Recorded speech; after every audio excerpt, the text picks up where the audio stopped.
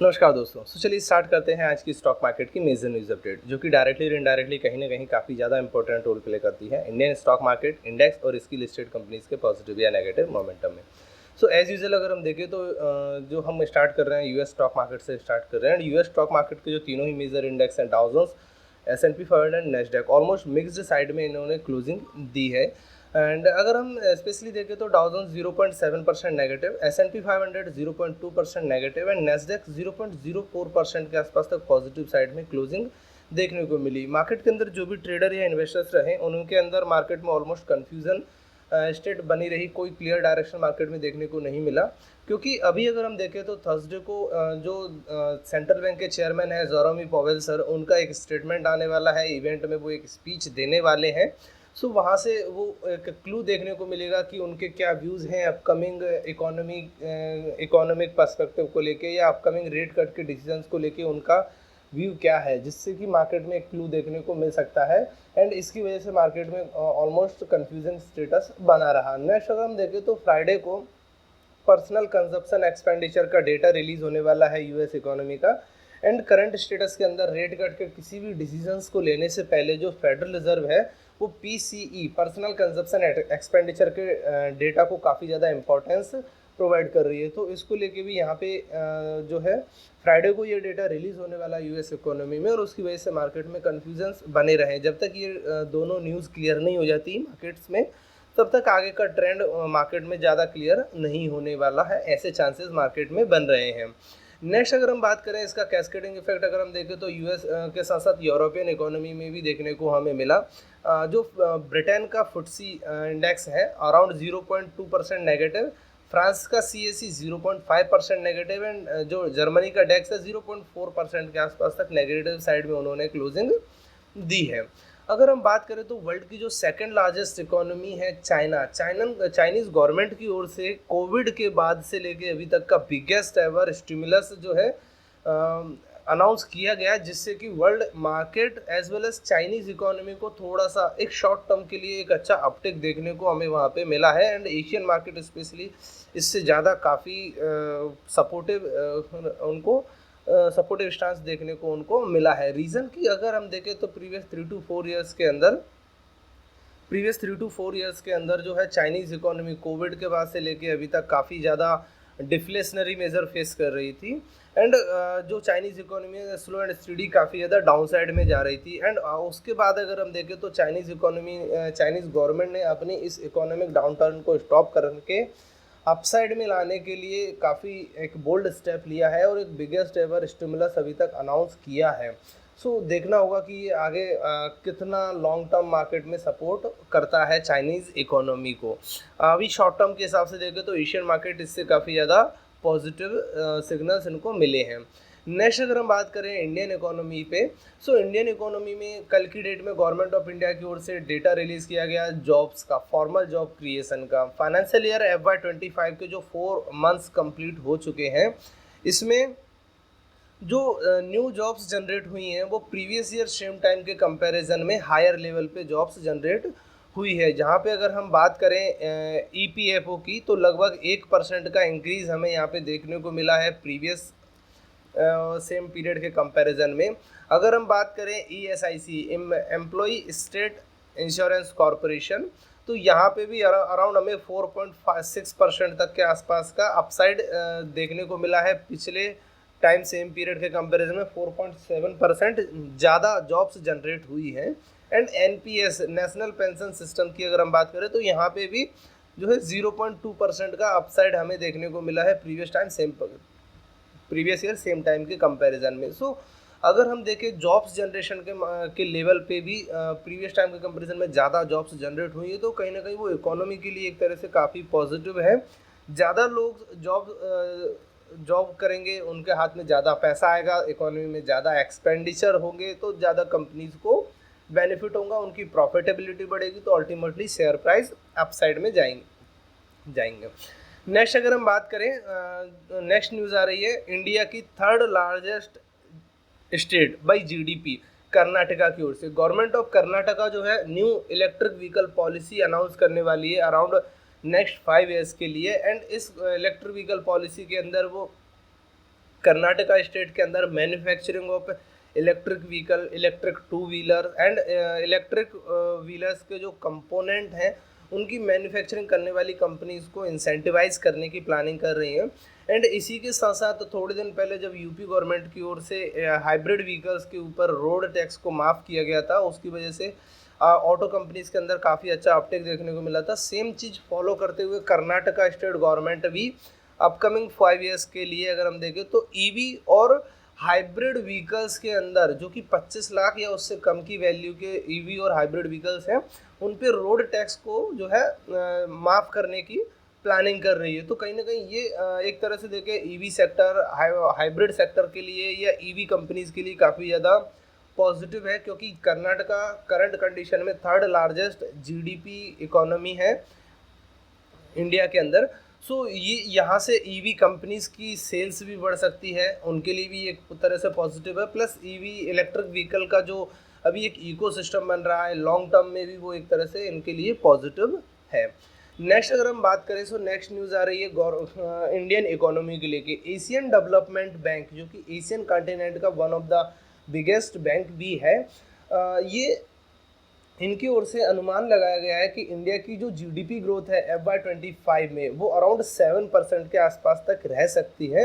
And इस research report के साथ में एडीबी ने ज्वाइन किया है world bank, Indian international monetary fund IMF, इसके अलावा Fitch rating agency, S&P global, RBI and other जो मेजर इंस्टीट्यूशंस हैं वर्ल्ड के बिगेस्ट फाइनेंशियल इंस्टीट्यूशंस हैं उनको इसने ज्वाइन किया है, जो ऑलरेडी ये एक्सपेक्ट करते हैं कि इंडियन इकोनॉमी 6.8 टू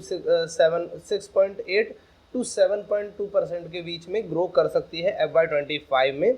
सो इस तरह के जब मेजर फाइनेंशियल इंस्टीट्यूशन इतना रिसर्च रिपोर्ट पब्लिश करते हैं और इंडियन इकोनॉमी के ऊपर इतना ट्रस्ट बिल्डअप करते हैं, सो ये अनादर जो इन्वेस्टमेंट बैंकिंग फर्म्स हैं या जो इन्वेस्टर्स हैं ग्लोबल लेवल पे उनको एक तरह से डेस्टिनेशंस प्रोवाइड करता है कि आपके लिए कहाँ पे अपॉर्चुनिटी है इन्वेस्टमेंट के ऊपर मैक्सिमम रिटर्न्स के लिए। सो इंडियन इकोनॉमी के लिए एक तरह से ये काफ़ी ज़्यादा पॉजिटिव है।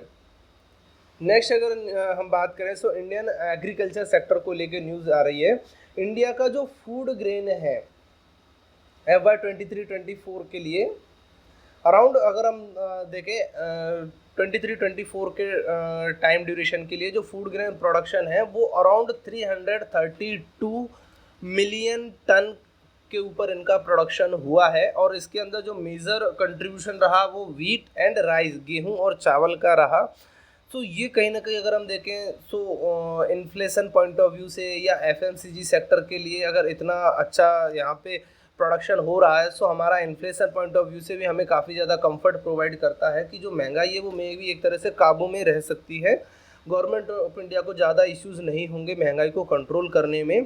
प्लस FMCG सेक्टर एंड ये एक तरह से कहीं ना कहीं हमारी सॉफ्ट पावर के लिए भी काफ़ी ज़्यादा सपोर्टिव है, क्योंकि जिस तरह से हमने पिछले टाइम में देखा कि जियो पॉलिटिक्स के पॉइंट ऑफ व्यू से जब एशिया के अंदर अफगानिस्तान एंड अनदर कंट्रीज़ में इश्यूज क्रिएट हुए थे तो गवर्नमेंट ऑफ इंडिया ने राइस एंड अनदर जो फूड ग्रेन प्रोडक्ट्स हैं वो सेंड करके अपनी सॉफ्ट पावर और अपनी इमेज को और इम्प्रूव किया था। तो उस पॉइंट ऑफ व्यू से भी देखें तो ये इंडिया के लिए काफ़ी पॉजिटिव है।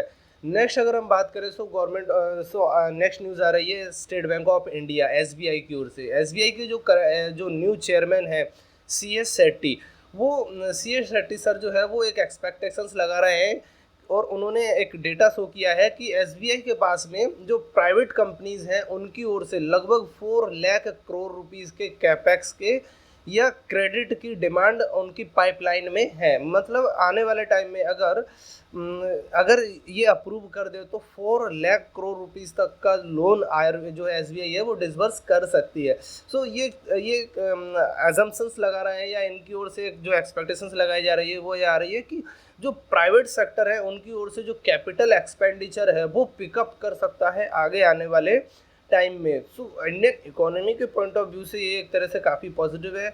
और जिस तरह से रेट साइकिल या रेट कट साइकिल का स्टार्ट हो रहा है उस पॉइंट ऑफ व्यू से भी देखें सो जो प्राइवेट कंपनीज हैं वो अपने बिजनेसेस में और ज़्यादा इन्वेस्टमेंट करने की प्लानिंग कर रही हैं जिससे कि वो अपने बिजनेस को ग्रो कर सकें। एंड ये इन्वेस्टमेंट जो है मेजरली फाइनेंशियल इंस्टीट्यूशंस या बैंक्स से ही लोन लेके किया जाएगा। सो बैंकिंग सेक्टर या फाइनेंस सेक्टर आगे आने वाले टाइम में मिड टू लॉन्ग टर्म के लिए काफ़ी पॉजिटिव हो सकता है। नेक्स्ट अगर हम बात करें एक प्राइवेट रिपोर्ट कल की डेट में पब्लिश की गई थी, मैजिक ब्रिक्स, जो कि एक हाउसिंग सेक्टर में एक कंपनी है जो कि ये डेटा कलेक्ट करती है। उनकी ओर से अगर हम देखें सो उनके पास में न्यू हाउसेस की जो डिमांड है वो अराउंड 12.3% से इंक्रीज हुई है प्रीवियस ईयर के कंपैरिजन में। जो सितंबर क्वार्टर है हमारा, क्वार्टर 2 FY22 का जो सेकंड क्वार्टर कंप्लीट हो रहा है अभी, क्वार्टर 2 में प्रीवियस ईयर क्वार्टर 2 के कंपैरिजन में 12.3% न्यू इंक्वायरीज हो रही है रियल एस्टेट प्रोजेक्ट्स या न्यू हाउसिंग प्रोजेक्ट्स के लिए। सो मतलब आपका अभी का अपकमिंग टाइम में जो अभी फेस्टिव सीजन आने वाला है उसको देखते हुए भी डिमांड यहाँ पे बढ़ रही है, इंक्वायरीज बढ़ रही है, तो आगे आने वाले टाइम में रियल एस्टेट के लिए एक अच्छी अपॉर्चुनिटीज़ यहाँ पर बनी हुई है। So housing projects, housing companies, real estate companies या हाउसिंग से रिलेटेड अनदर जो भी कंपनीज हैं उनके लिए एक तरह से ये काफ़ी ज़्यादा पॉजिटिव न्यूज़ है। नेक्स्ट अगर हम बात करें ऑटो कंपोनेंट मेजर आनंद ग्रुप, जिनकी एक लिस्टेड आर्म है इंडियन स्टॉक मार्केट में, गैब्रियल इंडिया, अराउंड 600 करोड़ का ये इन्वेस्टमेंट करने की प्लानिंग कर रहे हैं, जिसके अंदर ये इलेक्ट्रिक व्हीकल एंड SUV के कंपोनेंट्स, ऑटो कंपोनेंट्स का मैन्युफैक्चरिंग के लिए न्यू प्लांट इस्टेब्लिश करने की वो प्लानिंग कर रहे हैं। एंड ये अराउंड अपकमिंग 5 ईयर्स के अंदर लगभग 3600 करोड़ का इन्वेस्टमेंट करने की इनकी प्लानिंग है। गैब्रियल इंडिया के लिए एक तरह से काफ़ी पॉजिटिव है कि इलेक्ट्रिक व्हीकल के अंदर ये अपनी जो प्रोडक्शन कैपेसिटी है उसको इंक्रीज़ कर रहे हैं। आगे आने वाले टाइम में इलेक्ट्रिक व्हीकल्स काफ़ी ज़्यादा जो सपोर्टिव भी हो सकते हैं। उसके लिए उस पॉइंट ऑफ व्यू से भी देखें तो गैब्रियल इंडिया के लिए एक तरह से ये पॉजिटिव न्यूज़ है। नेक्स्ट न्यूज़ अपडेट की अगर हम बात करें वो आ रही है रिलायंस इंडस्ट्रीज लिमिटेड की एक subsidiary company Sterling and Wilson की ओर से।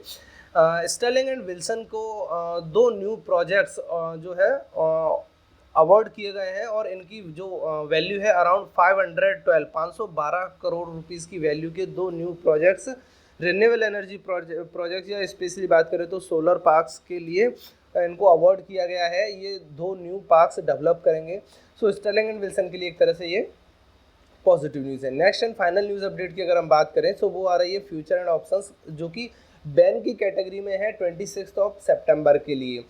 इस लिस्ट में किसी भी नए शेयर को ऐड नहीं किया गया है। प्रीवियस डे में जो इसमें FNO बैन की कैटेगरी में थे उनमें Aditya Birla fashion and retail limited, granules India limited, Hindustan copper, Vodafone idea, Indian energy exchange, इनको इसमें मेंटेन किया गया है। मींस इन शेयर्स में हम कोई भी न्यू एंट्री नहीं बना सकते हैं 26 सितंबर को फ्यूचर एंड ऑप्शंस कॉन्ट्रैक्ट के अंदर। एंड किसी को इसमें से एग्जिट भी नहीं दिया गया है। राइट। फ्रेंड्स, यही थी आज की मेजर न्यूज़ अपडेट। चलिए मिलते हैं नेक्स्ट न्यूज़ सेशन के साथ, तब तक के लिए थैंक यू वेरी मच।